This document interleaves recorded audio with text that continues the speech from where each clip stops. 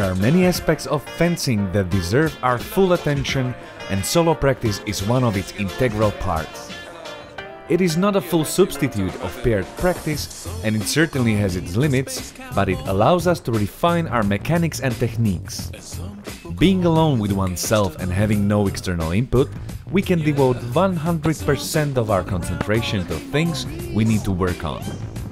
Solo practice tips and tricks is also one of the most common inquiries I get, so let me share with you one of the easiest and most versatile set, the so-called lazy longsword workout.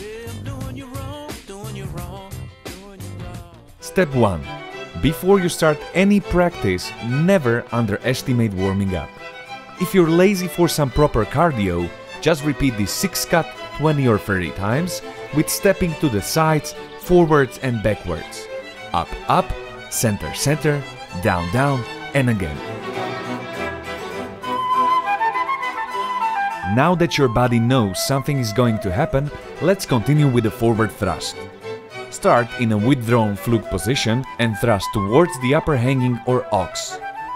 Repeat this both with your thumb above and below the blade, at least 10 times for both. You can do it just directly or from an angled parry-like position.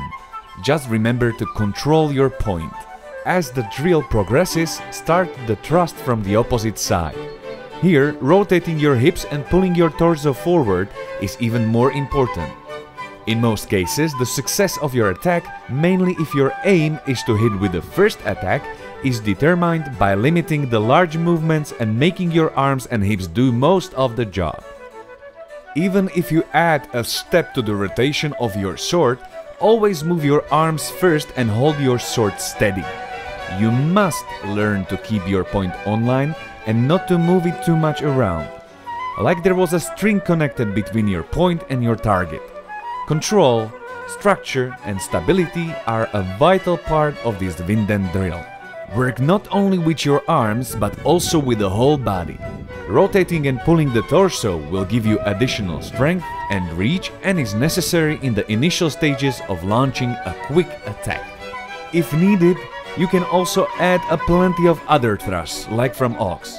Again, work on keeping your point hanged against the same target no matter what you do. When it starts to pull you into cutting, you know the time has come for the main course of the lazy workout, the multi-hau. The multi-hau is a super simple drill which, if repeated regularly, will strengthen your muscles, smooth out your movement and transitions and get you ready for regular paired practice. Depending on the time I have, I repeat every cut or combination in 10s or 20s and then move to the other one straight away. Let's start with uppercuts, left and right, one from the other without stopping. You dictate the pace, even a slow one is good.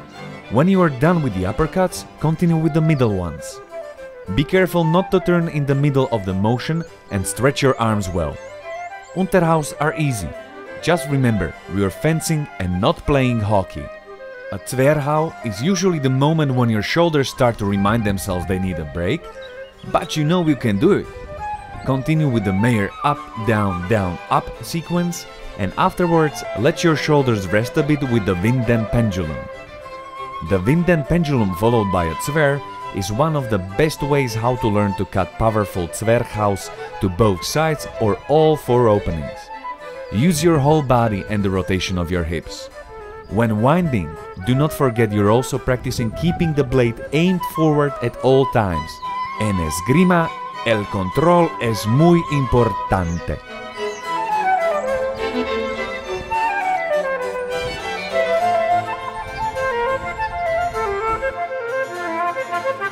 Second phase of the multi-hau will see us cutting straight from above and then with a Streich from below. In order to relieve our muscles a bit, we can continue with Streichen or sweeping from both sides. Streichen are generally easier if you generate the power with whole arms. But more on that in the next longsword video. The windshield wiper or the real Krumbhau puts some strain on your wrist, but we need to strengthen those as well. Just here and there from one Schrankhut to another. Let's finalize the drill with some torn or direct thrusting, either just from one side or with thrusting after cross-cutting from both sides. A great way how to practice the rotation of your hips is thrusting from one fluke to langort and then to the other, as you can see now. Good news, folks, that's it! We're about to complete the lazy workout, and now we're either ready for some proper drills or we're just happy that we had some movement and can continue enjoying our day. Naturally, this is just something what I do and what I found helpful in my practice. It's just a template and you can put as many of your elements in it as you want. Cutting or thrusting in the air, practicing footwork, cutting against the pell, trying to overcome your limits should be as important to you as practicing with a partner. An important part of our journey to become the ultimate fencing machine is introspection and trying to understand how our body works and how can we utilize our biomechanics to the max. And, of course, have some fun along the way.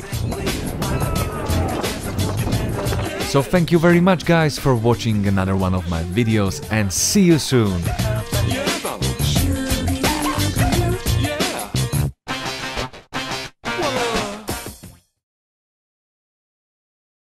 You're the cutest thing that I ever did see. I really love your peaches. I wanna shake your tree.